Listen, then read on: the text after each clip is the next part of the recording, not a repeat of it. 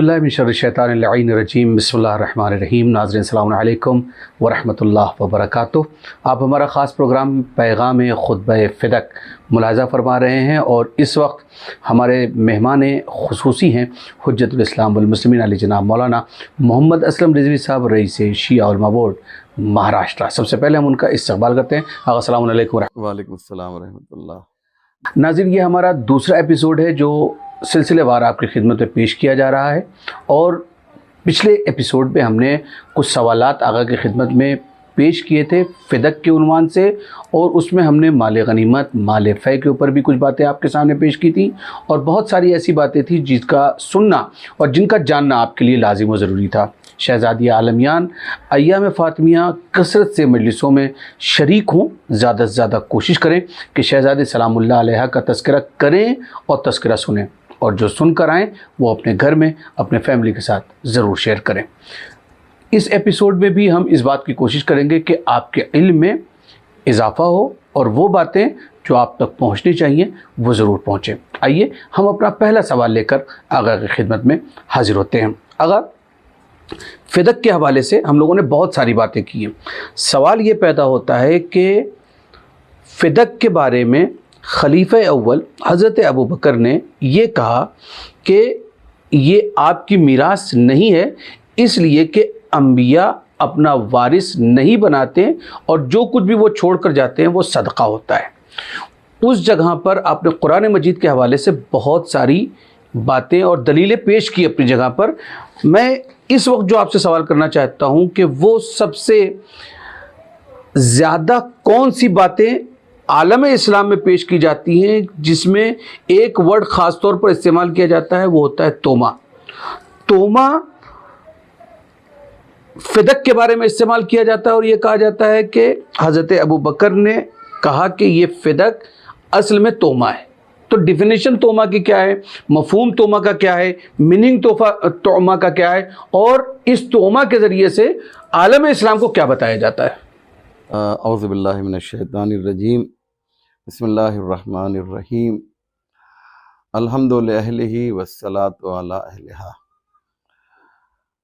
मैं सबसे पहले तमाम मोमिनीन व नाज़रीन की खिदमत में सलाम अर्ज़ करता हूँ और गुजारिश करता हूँ कि ये जो अय्याम फ़ातिमिया के सिलसिले में प्रोग्राम्स बरगुज़ार होते हैं इसमें आप हज़रात शिरकत फरमाएँ, क्योंकि ये एक बहुत बड़ा सरमाया है, कैपिटल है जो हमारे पास है और इसका सही इस्तेमाल हमें करना है। जनाब फ़ातिमा ज़हरा सलामुल्लाह अलैहा के सिलसिले में मुसलसल आप हज़रात मजालिस सुन रहे हैं और जनाब फ़िरोज़ हाशमी साहब की जानिब से ये आज जो प्रोग्राम शुरू हुआ इसकी ये दूसरी कड़ी है, सेकंड एपिसोड है, और अल्लामा अक़ील तुराबी साहब बहुत ही खूबसूरती से इस प्रोग्राम को आगे बढ़ा रहे हैं। परवरदिगार से दुआ है कि इन दोनों मेरे भाइयों को, अज़ीज़ों को शर्र अशरार व हसद हासिदीन से महफूज व मसून फरमाए।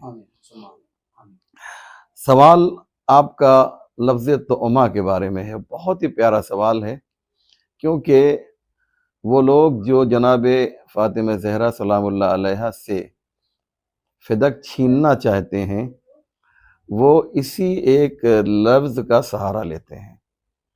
मैं बहुत तफसील में नहीं जाऊंगा, सिर्फ इशारा करूंगा और मुझे उम्मीद है कि जो हमारे नाज़रीन हैं वो हमारे इशारे को खूब समझेंगे कि ये तोमा एक ऐसा लफ्ज़ है कि जिसके ज़रिए उम्मत मुस्लिमा ये इस्तिदलाल करती है कि फ़िदक जनाब फ़ातिमा ज़हरा का हक़ नहीं है, बल्कि एक उमूमी प्रॉपर्टी है, तमाम मुसलमानों की जायदाद है।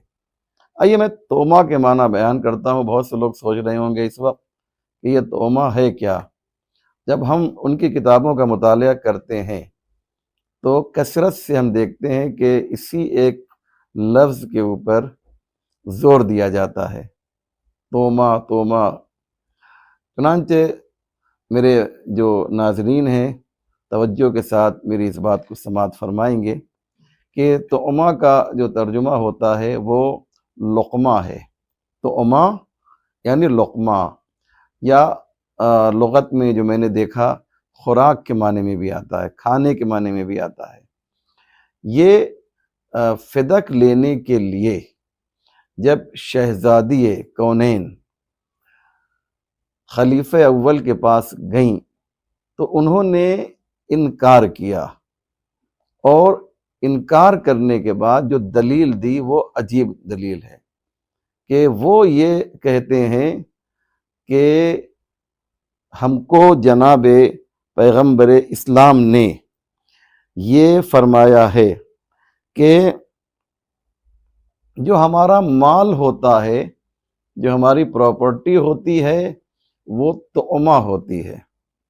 توما میں نے عرض کیا کہ انہوں نے پھر اس کی تشریح یہ کی کہ توما کا مطلب یہ ہوتا ہے، اور کہ پیغمبر نے، ہمارے نبی نے خود یہ کہا، بہت توجہ کیجئے گا، خود یہ کہا کہ یہ توما ہے، اور جو بھی پراپرٹی ہے، ان کی خصوصی پراپرٹی ہو یا عمومی ہو، یہ سب توما ہوتی ہے، اور پیغمبر کے جانے کے بعد یہ پیغمبر کے جانشین تک ٹرانسفر ہو جاتی ہے. یہ جو ہے بات انہوں نے کہی کہ توما کا مطلب یہ ہے کہ حضور نے خود فرمایا، پیغمبر نے خود فرمایا کہ یہ جو پراپرٹی ہے، یہ پراپرٹی پیغمبر کے جانے کے بعد، ان کی رحلت کے بعد جو ہے اس کو دی جائے گی جو پیغمبر اسلام کا جانشین ہے. تو اب یہاں پر بہت سی بڑی عجیب بات ہے کہ وہ کیا کہتے ہیں، مجھ سے پیغمبر نے کہا. توجہ کیجئے جو بات میں کہہ رہا ہوں، مجھ سے میرے نبی نے کہا کہ یہ توما ہے، اور یہ میرے بعد، پیغمبر کہتے ہیں میرے بعد میرے خلیفہ کو ملے گی. تو پہلا مسئلہ تو یہ ہے کہ پیغمبر نے اپنے زمانے میں خلیفہ کا ذکر کیا. یہ بہت بڑی بات ہے. بعض لوگ کہتے ہیں صاحب پیغمبر کی زبان سے لفظ خلیفہ نکلا ہی نہیں کبھی، یہ پوری بحث ہے اس کے اوپر. لیکن آپ دیکھیں پیغمبر خود کہتے ہیں میرا خلیفہ. اب پیغمبر خلیفہ کون ہے، مجھے اس پہ بحث نہیں کرنی ہے، لیکن یہ کہ پیغمبر نے خلافت کا ذکر اپنی زندگی میں کیا. لیکن عجیب بات ہے کہ یہ کہتے یہ ہیں کہ یہ توما ہے جو پیغمبر نے کہا ہے کہ خلیفہ کو ملے گا، یعنی مجھے ملے گا، یعنی میں اس کا حقدار ہوں. یہ عجیب و غریب بات ہے کہ وہ ایک بات، اتنی بڑی بات، اتنی اہم بات، یہ کہتے ہیں پیغمبر نے مجھ سے کہا ہے. پیغمبر کو یہ نہیں کہنا چاہیے تھا کسی ایک شخص سے. یہ جب مسلمانوں سے ریلیٹڈ مربوط بات ہے تو پیغمبر کو منبر پہ کہنا چاہیے تھا، مسجد نبی پہ کہنا چاہیے تھا، اصحاب کے سامنے کہنا چاہیے تھا. یہ تو بہت بڑی بات ہے کہ دیکھو ہمارا خاص مال ہو، یعنی جسے آپ فدق کہہ لیجئے مثال کے طور پہ، یا عمومی مال ہو، یہ ہمارے بعد جو ہے ہمارے جانشین تک منتقل ہو جائے گا. ہماری پراپرٹی جو ہے ہمارے جانشین تک منتقل ہو جائے گی. تو اس کے راوی بھی کون ہیں؟ یہی حضرت ہیں، یہی صاحب ہیں، اور کوئی دوسرا نہیں ہے. اسے یوں سمجھیے، میں شاید بات کو اور واضح نہیں کر پایا، کہ ایک شخص ہے جو اپنے باپ کے انتقال کے بعد یہ کہے، توجہ کیجئے گا، اپنے باپ کے انتقال کے بعد کہے، یعنی بیٹا ہوا نا، یہ کہے کہ صاحب یہ پراپرٹی جو ہے مجھے جو ہے میرے باپ نے دی ہے. توجہ کیجئے گا، یہ پراپرٹی مجھے میرے باپ نے دی ہے، اور صرف مجھ سے کہا ہے کہ تم کو یہ پراپرٹی لے لینا، کہ تم میں یہ کوالٹی پائی جاتی ہے، اس لیے میری ساری پراپرٹی تمہیں دی جا رہی ہے. عجیب بات ہے. اس کے اور بھی بیٹے ہیں اور رشتہ دار ہیں. اگر پراپرٹی دینا ہی تھا، باپ کو اگر عقل مند ہوتا تو تمام بچوں کو جمع کرتا. عقیل صاحب اور کر رہے ہیں نا، تمام بچوں کو جمع کرتا اور کہتا کہ صاحب ہم کو یہ جو ہے بیٹا بہت پسند ہے، لہذا ہم کیا کریں گے، اس کو پراپرٹی دیں گے۔ اگر یہ ہوتا تو مانا جا سکتا تھا، لیکن حضرت ابوبکر یہ فرما رہے ہیں کہ توما جو ہے ہم تک اس لیے پہنچے گا کہ مجھ سے فرمایا ہے کہ میرے بعد اس کی ملکیت جو ہے وہ خلیفہ وقت تک پہنچے گی، میرے جانشین تک پہنچے گی۔ یہ بات سمجھ میں نہیں آ رہی ہے۔ سب سے بڑا اعتراض یہ ہے کہ پیغمبر کو یہ کہنا چاہیے تھا کہ آج تمام اصحاب مسجد میں جمع ہو جائیں، ایک بہت ہی اہم پیغام دینا چاہتے ہیں، اور وہ یہ ہے کہ میرے بعد میری پراپرٹی جو ہے وہ میرے خلیفہ کو ملے گی، جبکہ پیغمبر نے ایسا نہیں کہا ہے۔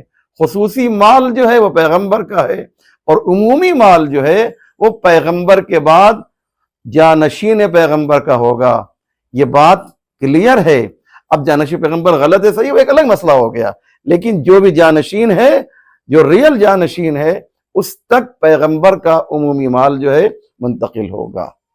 ٹھیک، بالکل واضح بات ہے، اور اس بات کو سمجھنا بھی چاہیے کہ اگر رسول اللہ صلی اللہ علیہ وآلہ وسلم نے یہ ارشاد فرمایا ہے کہ میرے بعد میرے جانشین کا، میرے خلیفہ تک یہ پورا مال پہنچے گا، تو اس کا مطلب یہ ہے کہ رسول اللہ صلی اللہ علیہ وسلم نے خلیفہ کا تذکرہ اور جانشین کا تذکرہ اپنی زندگی میں کر دیا، اور اگر اپنی زندگی میں سرکار مدینہ نے یہ اعلان کر دیا تو پھر لوگوں کو یہ تلاش کرنا پڑے گا کہ رسول اللہ نے اپنی زندگی میں کسے اپنا جانشین اور خلیفہ بنایا۔ بہرحال میں ایک سوال یہاں پر پھر سے رک کر کرنا چاہوں گا، کیوں اس کو توما کہا گیا؟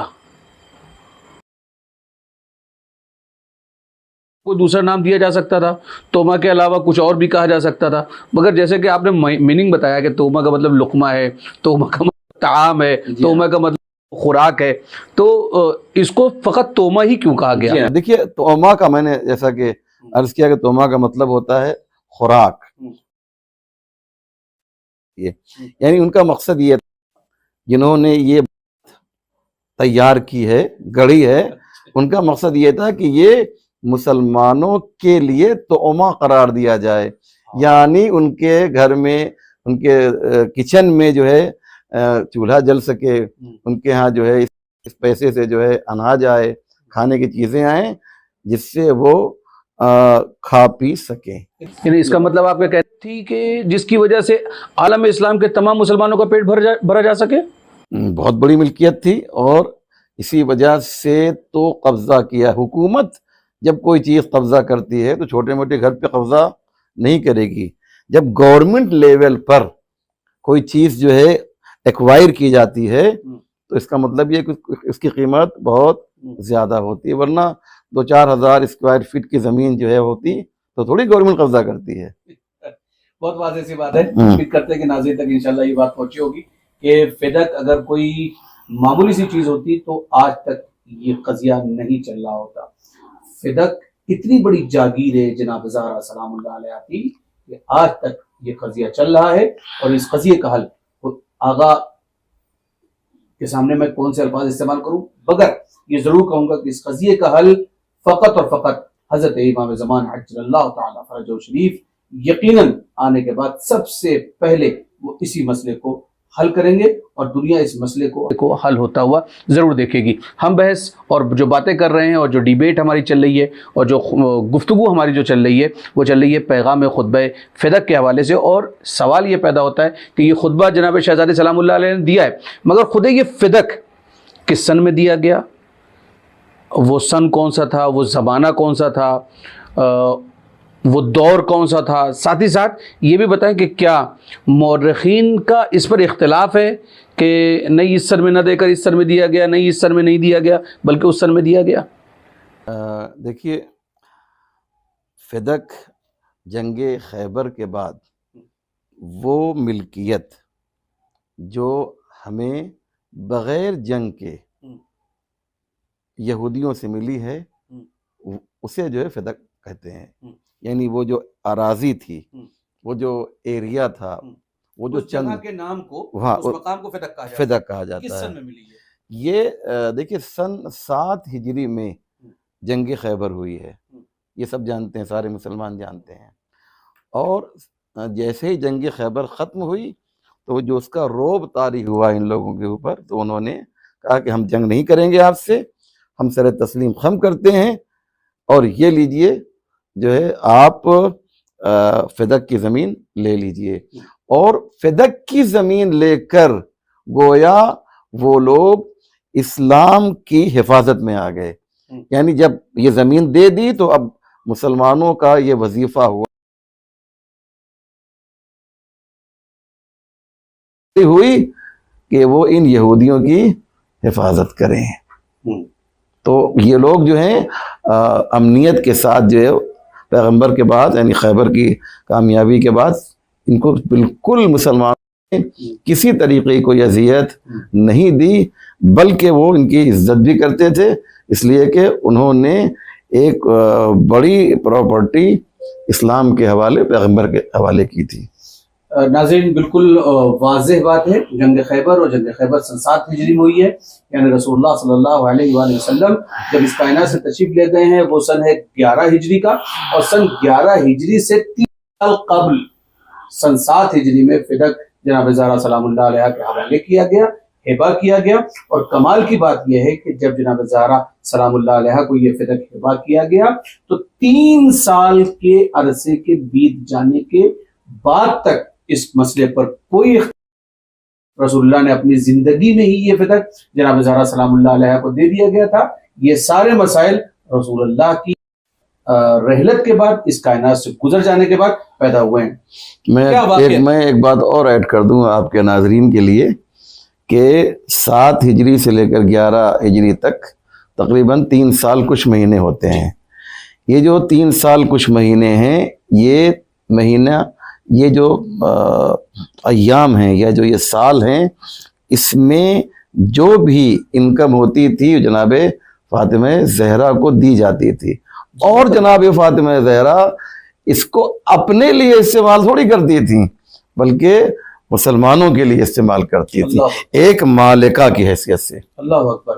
ملکۃ العرب کی بیٹی ایک مالکہ بن کر پورے عالم اسلام کو اپنے ہی باغ کے ذریعے سے، جو آمدنی ہوتی تھی اس کے ذریعے سے عالم اسلام کو چلا رہی تھی۔ شہزادی سلام اللہ علیہ کا یہ کرم اور یہ ان کی عطا اور یہ ان کی سخا تھی کہ جس کے ذریعے سے 3 سال کچھ مہینے تک مسلسل باغ فدق کے ذریعے سے عالم اسلام چلتا رہا۔ میں بہت زیادہ طولانی باتیں ہو جاتی ہیں اور وقت بھی کم ہوتا چلا جاتا ہے، ایک سوال بہت جلدی سے آپ سے کرنا چاہوں گا، کیا قرآن سے ثابت ہے کہ جناب زہرا سلام اللہ علیہ ہی فدق کی حقدار ہے؟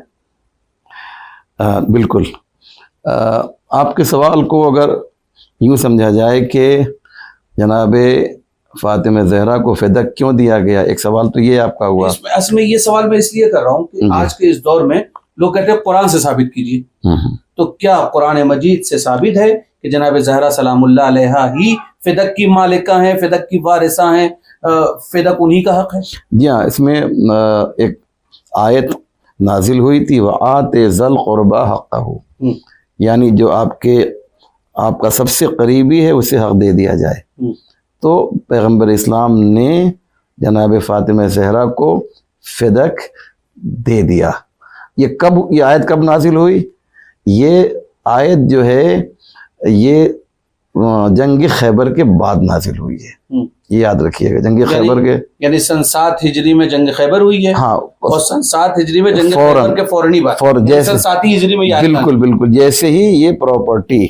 اور اگر آپ کا سوال یہ ہے کہ کیا کوئی ایسی پراپرٹی بھی ہے کہ جس کا تعلق صرف رسول سے، مسلمانوں سے نہیں ہے، قرآن سے ثابت کیجیے۔ اگر آپ کا سوال یہ ہے کہ فدق جیسی پراپرٹی کیا قرآن سے ثابت ہے کہ وہ صرف جو ہے وہ یا پیغمبر کی ملکیت ہے یا پیغمبر کے بعد آل پیغمبر کی ملکیت ہے؟ جی ہاں، اس کے لیے بھی قرآن کریم کی آیت ہے، جناب وکیل صاحب سورہ حشر کی آیت نمبر 6 ہے، جس میں اللہ نے کھل کر یہ اعلان کیا کہ وما افا اللہ علی رسولہ منہم فما اوجفتم علیہ من خیل ولا رکاب ولکن اللہ یسلط رسلہ علی من یشاء واللہ علی کل شیء قدیر۔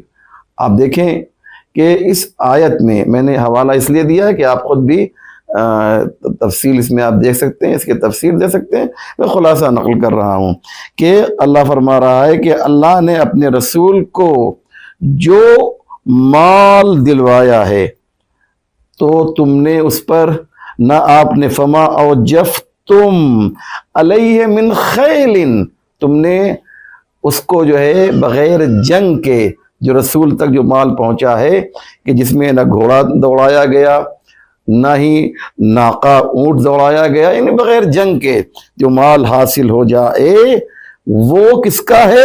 قرآن کہتا ہے ما افا اللہ علی رسول ہی من اہل القرى فللہ وللرسول، یہ جو بھی بغیر جنگ کے مال حاصل ہو جاتا ہے اس کے دو ہی مالک ہیں، یا اللہ ہے یا اس کا رسول ہے، کہ پیغمبر نے اپنے زمانے میں دے دیا تھا۔ اسی لیے حضرت ابو بکر سے جب جناب فاطمہ نے کہا تھا تو انہوں نے ایک نوشتہ لکھا تھا، ایک خط لکھا تھا اور کہا تھا کہ بالکل آپ صحیح کہہ رہی ہیں، لیجئے آپ کو فدق واپس کیا جا رہا ہے۔ لیکن دو شخصیتیں وہاں پر موجود تھیں یا بعد میں آئیں، ایک روایت میں ہے کہ بعد میں آئیں اور انہوں نے دیکھا کہ ایک خط لکھا گیا ہے کہ جس میں یہ کہا گیا ہے کہ فدق آپ کو واپس کیا جا رہا ہے۔ دو کا نام سننا چاہتے ہیں؟ خلیفہ دوم حضرت عمر اور ایک مشہور صحابی رسول عبد الرحمن ابن عوف۔ ان لوگوں نے کہا کہ صاحب نہیں، یہ جو ہے مسلمانوں کی پراپرٹی ہے، رسول نے دیا، رسول کے پاس ضرور یہ مال گیا تھا لیکن رسول کے بعد یہ پراپرٹی مسلمانوں کی ہے، اور اس خط کو جو ہے لے کر پارا پارا کر دیا۔ یہ خط پارا پارا نہیں کیا گیا تھا، یہ قلب زہرا کو پارا پارا کیا گیا تھا، اور جناب فاطمہ زہرا پھوٹ پھوٹ کر روئی تھیں۔ اس لیے تھوڑی کائنات جس کے طفیل میں اور صدقے میں بنی ہو وہ ایک زمین کے لیے گریا کرے گی، نہیں، بات زمین کی نہیں تھی، بات یہ تھی کہ جو لوگ رسول کا کلمہ پڑھ رہے ہیں وہ آج بنت رسول سے اس طریقے سے پیش آ رہے ہیں۔ اللہ اکبر۔ ناظرین، یہ لمحہ فکریہ ہے، سوچنے کی بات ہے کہ رسول اللہ کی اکلوتی بیٹی جناب زہرا سلام اللہ علیہا کا حق اس طریقے سے غصب کر لیا گیا۔ یہاں تک کہ روایتوں ملتا ہے جیسا کہ حجت اسلام المسلمین علی جناب مولانا محمد اسلم رضوی صاحب قبلہ نے فرمایا کہ ایک مرتبہ یہ ہوا کہ ایک رقعہ بنایا جائے اور جناب زہرا کو دے دیا جائے، مگر کچھ لوگوں کی مداخلت کے بعد اس رقعے کو وہیں پر پھاڑ کر جناب زہرا سلام اللہ علیہ کے سامنے پھینک دیا گیا۔ ناظرین، بہت ساری باتیں ایسی ہیں کہ جن پر سے پردہ اٹھنا باقی ہے، اور ایام فاطمی کا کانسیپٹ اسی لیے رکھا گیا تاکہ وہ حقائق جو تاریخ نے اپنے دامن میں چھپا لیے ہیں ایام فاطمی کے ذریعے سے لوگوں کے سامنے پیش کر دیا جائے۔ کربلا کا تذکرہ اس لیے زیادہ ہوتا ہے تاکہ لوگ یزید کو سمجھیں، اور ایام فاطمیہ اس لیے رکھا گیا تاکہ لوگ سمجھیں کہ یزید کو یزید بنانے والے لوگ کون تھے، وہ کون سی ایسی کمپنی تھی جہاں سے مینوفیکچر ہو کر یہ یزید جیسا پروڈکٹ لوگوں کے سامنے آیا ہے۔ ہمارے پاس وقت تو نہیں ہے، مگر میں چاہتا ہوں کہ ایک سوال آخری کر لوں اور اس ایپیسوڈ کو یہیں پر ہم لوگ مکمل کر لیں گے، اور وہ سوال یہ ہے کہ کیا فدق ہی رسول اللہ کہ زندگی کے بعد ایک اکیلا مسئلہ تھا، یا رسول اللہ کے پاس ان کے کچھ شخصی اموال بھی موجود تھے کہ جو رسول اللہ کے بعد ان کے وارثین تک منتقل ہو سکتے ہیں؟ آئیے چلتے قبلہ کے پاس۔ سوال، پیغمبر کے پاس کچھ شخصی مال بھی تھے کہ جو وہ چھوڑ کر اس دنیا سے رحلت کر کے گئے؟ جی ہاں، بالکل، اور میں آپ کا سوال بہت ہی عمدہ ہے، اس کا جواب دوں گا، لیکن ایک بات یہ عرض کر دوں کہ فدق کی اہمیت اتنی تھی کہ تقریباً بنی عباس کے زمانے تک اس کی دھمک تھی، اور اس کا چرچا جو ہے تقریباً ہر بنی عباس کے جو بادشاہ تھے ان کے زمانے میں اس کا چرچا ہوا ہے، اور متوکل جیسا ظالم لعین خبیث جو ہے اس نے بھی کیا کیا کہ عبداللہ ابن عمر بازیار کو یا مازیار کو یہ فدق اس لیے دے دیا تھا کہ تم اس کی حفاظت کرنا۔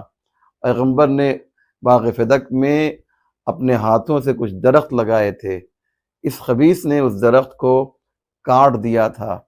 یہ علامہ امینی اپنی کتاب میں لکھتے ہیں، میں نے خود دیکھا ہے، کہ آپ چاہیں تو مجھ سے حوالہ بھی لے سکتے ہیں۔ انہوں نے خود لکھا، علامہ ابراہیم امینی نے، کہ جب اس نے یہ درخت کو کاٹا ہے، نہ جانے کیا اس کو عداوت تھی، اس کو کیا دشمنی تھی پیغمبر کے اس عمل سے۔ ایک یادگار ہے نبی کریم کی، اس کو جب اس نے کاٹا ہے تو علامہ امینی لکھتے ہیں کہ اسے فالج ہو گیا تھا، یعنی گویا اللہ نے اس کا ہاتھ جو ہے شل کر دیا تھا۔ تبت یدا ابی لہب۔ تو کہنے کا مقصد یہ ہے کہ یہ فدق ہر زمانے میں چرچا میں رہا۔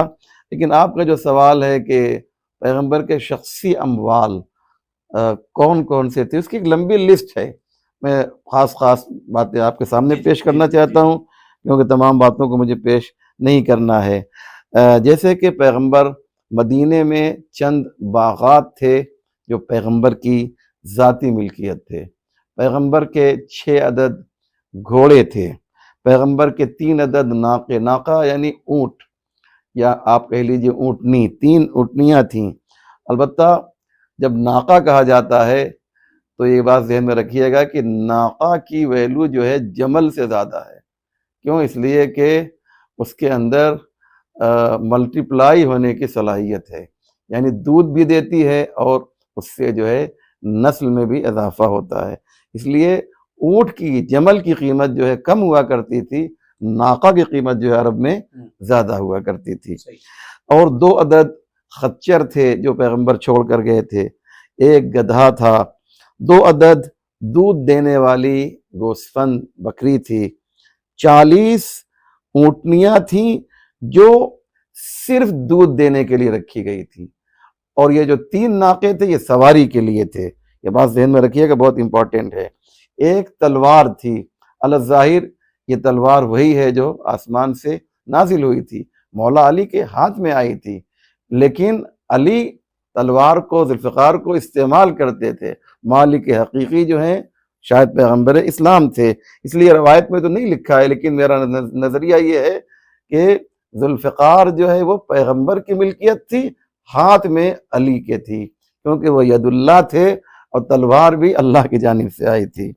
اور 1 زرہ، آپ کا ایک امامہ تھا جو جس پر کافی بعد میں جو ہے اختلاف بھی ہوا، جس کا نام صحاب تھا۔ اس امامے کا نام جو ہے روایتوں میں ہے کہ وہ صحاب تھا، کہ جو آپ کے بعد آپ کے ایک رشتہ دار نے اس پر دعویٰ کیا تھا، تو ان کے سر پہ وہ امامہ رکھ دیا گیا، اور جب ان کے سر پہ امامہ رکھا گیا تو انہوں نے کہا فوراً اتار دو، کیونکہ اس کا وزن اتنا زیادہ ہے کہ میں برداشت نہیں کر پا رہا ہوں۔